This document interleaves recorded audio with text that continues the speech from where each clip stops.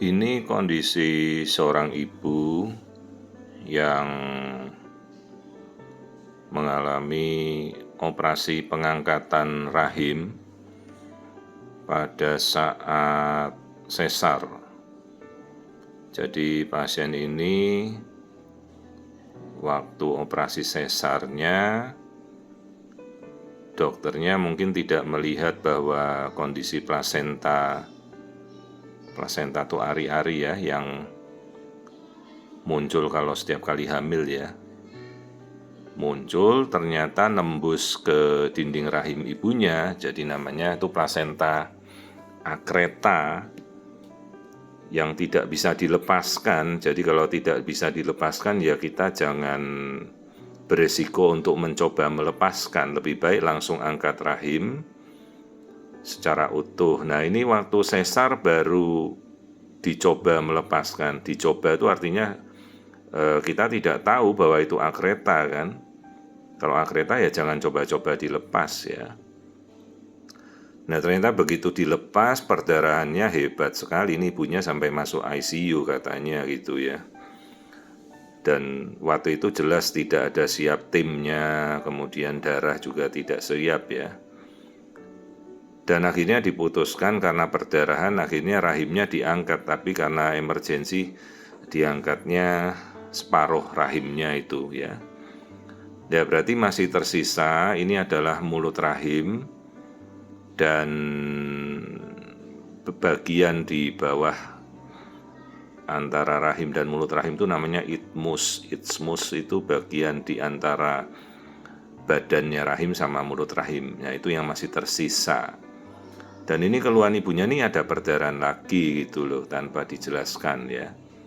Sementara ini yang saya lihat nih ovariumnya ada, berarti kan ibunya itu sebenarnya belum menopause.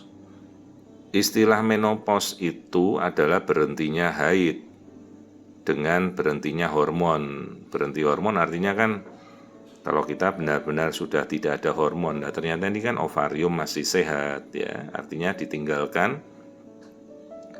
Jadi ibunya belum menopause ya, masih sehat, ini telur-telurnya masih bagus-bagus. Dan ini baru terlihat telur yang normal, kemudian di sisinya juga ada telur yang sehat ya, baru ovulasi. Terus dok kalau gitu perdarahannya kenapa? Ibunya bingung lagi ya. Saya anjurkan ya ibu tanya pada dokter yang operasi Anda seharusnya kan. Saya kan tidak menangani operasi Anda gitu. Jadi kemudian setelah kita lihat, oh ternyata mulut rahimnya ada. Nah kalau mulut rahim ada kita harus pap smear ya. Setiap tahun wajib. Kenapa dok? Lah mulut rahim itu kan masih bisa berubah jadi macam-macam gitu. Ini dia telur yang baru ovulasi itu yang hitam kayak tadi ya, itu ovulasi sel telurnya bagus. Nah ini yang kita lihat di mulut rahim. Kenapa Bu harus pap smear? Lah mulut rahimnya kan masih normal.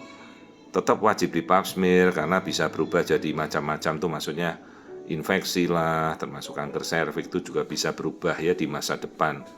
Karena ini organ tersendiri mulut rahim itu tetap harus pap smear ya. Vaksinasi kanker serviks juga, tapi ini mulut rahimnya nggak ada apa-apa. Jadi bukan karena itu perdarahannya.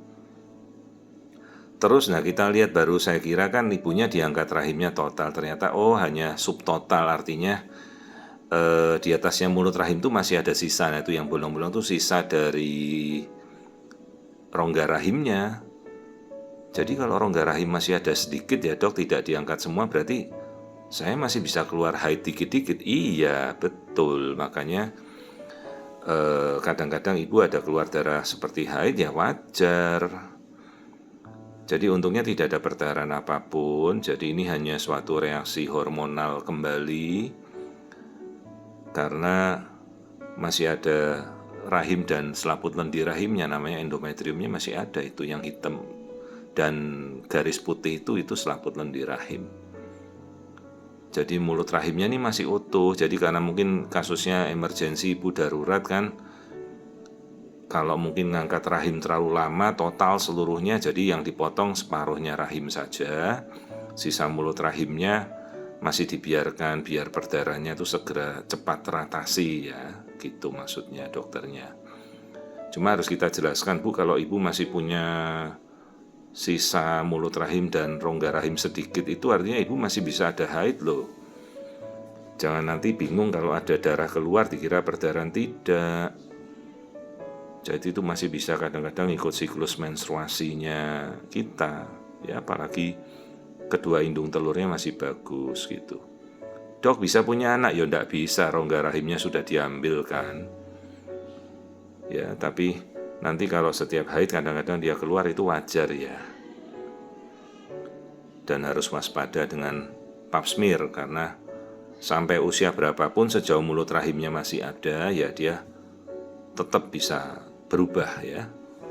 Jangan nanti karena sudah diambil rahimnya tidak waspada, mulut rahimnya kan masih ada ini sama seperapatnya sedikit rongga rahimnya masih tersisa. Ya. Jadi ini kasus pasca operasi sesar dan angkat rahim, istilahnya angkat rahim separuh lah gitu. Ya, karena dia perdarahan hari-harinya nempel, tapi waktu itu mungkin tidak bisa mengenali plasenta akreta, jadi dilepas, akhirnya perdarahan hebat. Untung semuanya baik gitu.